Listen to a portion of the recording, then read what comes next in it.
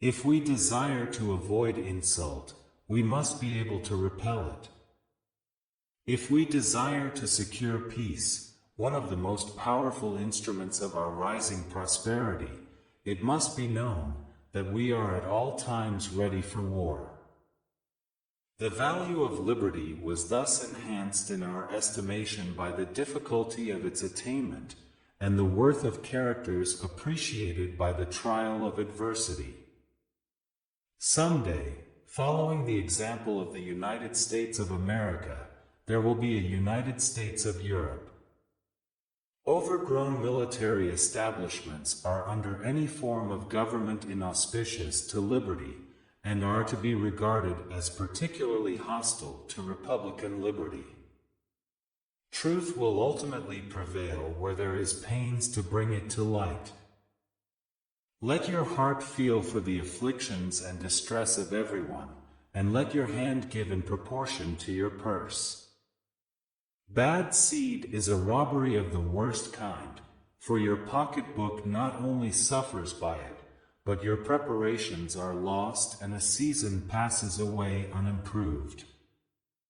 My observation is that whenever one person is found adequate to the discharge of a duty, it is worse executed by two persons, and scarcely done at all if three or more are employed therein. To contract new debts is not the way to pay old ones. Let your discourse with men of business be short and comprehensive. The foundation of a great empire is laid, and I please myself with the persuasion that Providence will not leave its work imperfect. I hope I shall possess firmness and virtue enough to maintain what I consider the most enviable of all titles, the character of an honest man.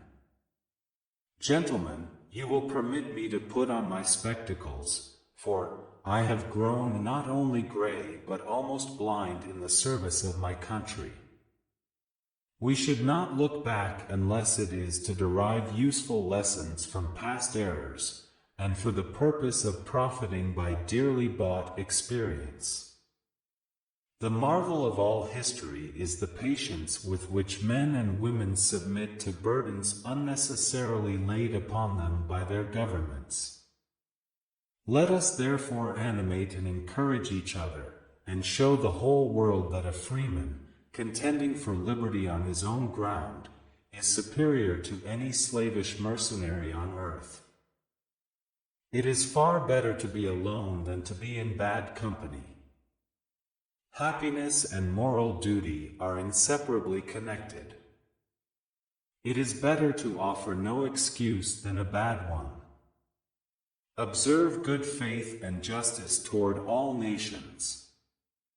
Cultivate peace and harmony with all. Let us raise a standard to which the wise and honest can repair. The rest is in the hands of God. Be courteous to all, but intimate with few, and let those few be well tried before you give them your confidence.